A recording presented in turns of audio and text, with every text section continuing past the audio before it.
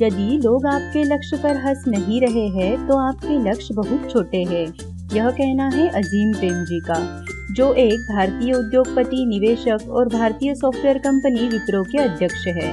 वे भारत के सबसे धनी व्यक्तियों में से एक है और सन 1999 से लेकर सन 2005 तक भारत के सबसे धनी व्यक्ति भी थे। दोस्तों, एक बात बता दूं, वे एक दानवीर इंसान हैं और उन्होंने अपने धन का आधे से ज्यादा हिस्सा दान में देने का निश्चय किया है। एशियाविक ने उन्हें दुनिया के 20 प्रभावशाली व्यक्तियों में शामिल किया है और टाइम मैगजीन ने उन्हें 2 बार दुनिया के 100 प्रभावशाली व्यक्तियों में शामिल किया है। अजीम प्रेमजी ने अपने नेतृत्व में विप्रो को नई ऊंचाइयों पर पहुंचाया और कंपनी का कारोबार $2.5 मिलियन से लेकर $7 बिलियन तक कर दिया। आज विप्रो दुनिया की सबसे बड़ी सॉफ्टवेयर आईटी कंपनियों में से एक मानी जाती है। फोर्ब्स मैगजीन ने दुनिया के सबसे अमीर व्यक्तियों की सूची में उनका नाम शामिल किया है और तो और उन्हें भारत का बिल गेट्स का खिताब भी दिया गया है। कौन कहता है आसमान में सुराग हो नहीं सकता, एक पत्थर तो तबीयत से उछालो यारो। भारत के सफल उद्योजकों में से एक अजीम प्रेमजी ने इन पंक्तियों को जैसे साकार कर दिया हो। आइए दोस्तों, आज मैं आपके साथ विप्रो के संस्थापक अजीम प्रेमजी की जीवनी शेयर करने जा रही हूँ। अजीम प्रेमजी का जन्म 24 जुलाई 1945 को मुंबई के एक मुस्लिम परिवार में हुआ। उनके पिता का नाम मोहम्मद हाशिम प्रेमजी था और वे एक प्रसिद्ध व्यवसायी थे और उन्हें राइस किंग ऑफ बर्मा के नाम से जाना जाता था। भारत पाकिस्तान विभाजन के बाद मोहम्मद अली जिन्ना ने उनके पिता को पाकिस्तान आने का न्योता दिया था, पर उन्होंने उसे ठुकराकर भारत में ही रहने का फैसला किया। सन 1945 में उनके पिता ने महाराष्ट्र के जलगांव जिले में western Indian vegetable products limited की स्थापना की। यह कंपनी सनफ्लावर वनस्पति ऑयल और कपड़े धोने के साबुन 787 का निर्माण करती थी। फिर उनके पिता ने इंजीनियरिंग की पढ़ाई के लिए उन्हें अमेरिका के स्टैनफोर्ड विश्वविद्यालय भेजा, पर दुर्भाग्यवश इसी बीच उनके पिता की मौत हो गई और अजीम प्रेमजी को इंजीनियरिंग की पढ़ाई बीच में ही छोड़कर भारत वापस आना पड़ा। उस समय उनकी उम्र मात्र 21 साल थी। भारत वापस आकर उन्होंने कंपनी का कारोबार संभाला, लेकिन उस समय ज्यादा अनुभवी न होने के कारण विप्रो के शेयरधारकों ने अजीम प्रेमजी के अध्यक्ष बनने पर विरोध किया। लोग कहते थे वे न तो अनुभवी है, ना ही वे इतने विशाल उद्योग जगत को संभालने के काबिल है। एक बार तो एनुअल मीटिंग में एक शेयर होल्डर ने पूछा कि हम आप पर कैसे विश्वास करें कि आप हमारे पूंजी को सुरक्षित रख पाएंगे और इस कंपनी को आगे बढ़ा पाएंगे। बेहतर होगा कि आप किसी एक्सपीरियंस्ड मैनेजर के हाथ इस कंपनी को सौंप दें। लेकिन अजीम प्रेमजी पीछे हटने वालों में से नहीं थे। उन्होंने जवाब दिया, मेरे पास अनुभव कम हो सकता है, लेकिन मेरे हौसले और आत्मविश्वास में कोई कमी नहीं है। मैं ये साबित करके दिखा दूंगा कि मैं ये कंपनी अच्छी तरह से और मुनाफे के साथ चला सकता हूँ और शेयरधारकों को बेहतर रिटर्न्स दे सकता हूँ। फिर उसी दिन से वे काम में जुट गए और धीरे धीरे उन्होंने विप्रो को न सिर्फ राष्ट्रीय मंच पर बल्कि अंतर्राष्ट्रीय ब्रांड की तरह स्थापित किया।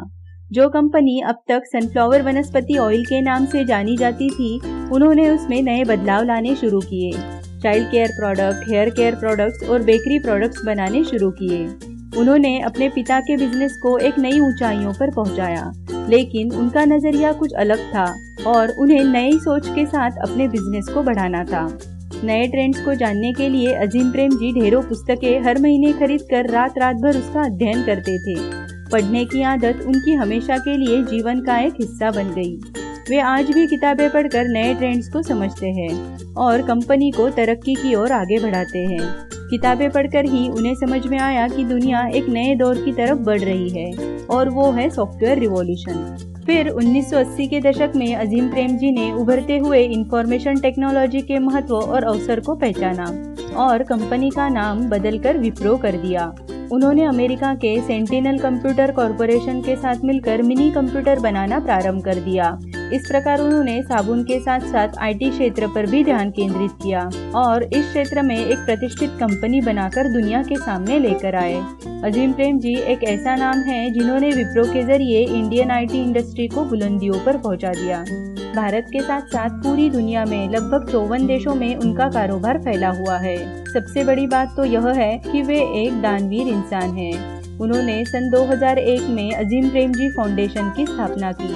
यह एक गैर लाभकारी संगठन है जिसका लक्ष्य है गुणवत्ता युक्त सार्वभौमिक शिक्षा जो एक न्याय संगत, निष्पक्ष, मानवीय और संवहनीय समाज की स्थापना में मददगार हो। यह फाउंडेशन भारत के लगभग 13 लाख सरकारी स्कूलों में प्राथमिक शिक्षा के क्षेत्र में प्रगति के लिए काम करता है। यह संगठन वर्तमान में कर्नाटक, उत्तराखंड, राजस्थान, छत्तीसगढ़, पौंडीचेरी, आंध्र प्रदेश, बिहार और मध्य प्रदेश की सरकारों के साथ मिलकर कार्य कर रहा है। सन 2010 में अजीम प्रेमजी ने देश में स्कूली शिक्षा के सुधार के लिए लगभग $2 अरब दान करने का वचन दिया।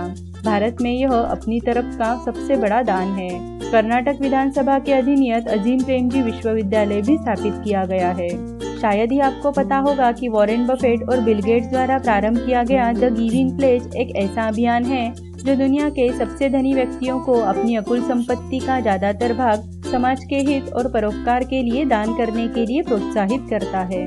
अजीम प्रेमजी इसमें शामिल होने वाले पहले भारतीय है। सन 2013 में उन्होंने इस बात का खुलासा किया कि उन्होंने अपनी कुल संपत्ति का लगभग 25% दान में दे दिया है और 25% अगले 5 सालों में करेंगे। उद्योग और समाज सेवा में उनके योगदान के लिए उन्हें कई सम्मान दिए गए हैं। बिजनेस वीक द्वारा प्रेमजी को महानतम उद्यमियों में से एक कहा गया है और उन्हें भारत सरकार द्वारा देश के दूसरे और तीसरे सबसे बड़े नागरिक सम्मान पद्म भूषण और पद्म विभूषण से भी सम्मानित किया गया है। उनकी निजी जिंदगी के बारे में जानना चाहेंगे तो अजीम प्रेमजी बहुत सादगी से रहते हैं। वो आम लोगों की तरह इकोनॉमी क्लास में सफ़र करते हैं और अगर काम से किसी शहर में जाते हैं तो वे 5 स्टार होटल में नहीं बल्कि विप्रो के रेस्ट हाउस में ही रुकते हैं। वे सबको यही कहते हैं कि पैसा एक निमित्त मात्र है समाज की सेवा करने के लिए और बेहतर समाज के निर्माण के लिए। हम भी इस महानायक से प्रेरणा लें कि जिंदगी में किसी भी बड़ी सक्सेस को पाने के लिए कड़ी मेहनत और लगातार लंबे समय के अभ्यास की जरूरत होती है। वे कहते हैं सफलता 2 बार हासिल की जाती है, पहले दिमाग में और दूसरी बार असली दुनिया में। अगर आप भी अजीम प्रेमजी के इंस्पिरेशनल कोट्स जानते हैं तो नीचे ज़रूर कमेंट कीजिए ताकि और भी लोग इसे पढ़कर इंस्पायर हो सके। महान लोगों की जीवनी आप तक पहुंचाने का यह एक छोटा सा प्रयास है। अगर आपको यह प्रयास अच्छा और सच्चा लगे तो आप मेरे चैनल को सब्सक्राइब कीजिए और नोटिफिकेशन में जाकर उधर बने बेल पे क्लिक कर दीजिए जिससे आपको मेरे नए वीडियो की जानकारी मिलती रहेगी। फिर मिलेंगे आपसे ऐसे ही किसी महान व्यक्ति की महान गाथा के साथ। जय हिंद, वंदे मातरम।